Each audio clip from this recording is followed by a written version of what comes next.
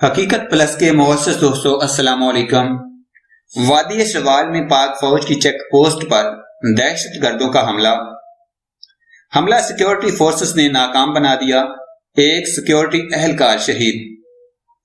مزید ڈسکس کرنے سے پہلے آپ سے گزارش ہے چینل کو سبسکرائب کر کے بیل کے نشان کو دبا دیجیے۔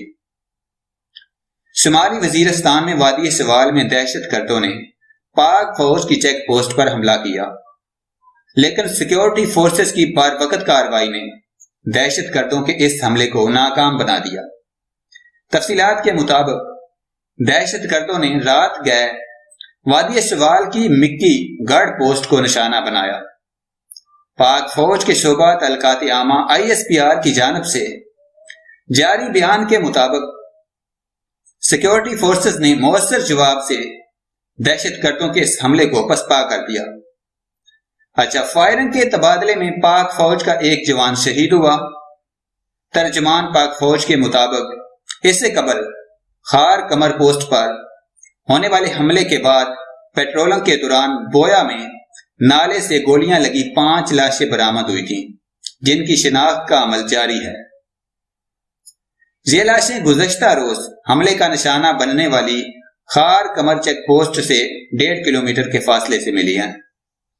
ادھر کوئٹہ کے سمگلی روڈ پر دہشت گردوں نے پولیس چوکی پر فائرنگ کی۔ جوابی کارروائی میں 2 دہشت گرد ہلاک جبکہ 2 فرار ہو گئے۔ پولیس نے رات گئے علاقہ کو گھیرے میں لے کر سرچ آپریشن کیا۔ آخری اطلاعات تک کوئی گرفتاری عمل میں نہیں آ سکی۔ یاد رہے کہ گزشتہ روز محسن داوڑ اور علی وزیر کی سربراہی میں ایک گروہ نے شمالی وزیرستان کی خار کمر چیک پوسٹ پر حملہ کیا تھا۔ مذکورہ گروہ کی فائرنگ سے 5 فوجی جوان زخمی ہوئے تھے۔ ISPR نے اس حوالے سے جاری بیان میں کہا تھا کہ چیک پوسٹ پر حملے کرنے والے اس گروہ کے حملے کا مقصد دہشت گردوں کے مشتبہ سہولت کار کو چھڑانے کے لیے دباؤ ڈالنا تھا۔ فائرنگ کے تبادلے میں حملہ کرنے والے 3 افراد جان کی بازی ہار گئے جبکہ 10 زخمی ہوئے تھے۔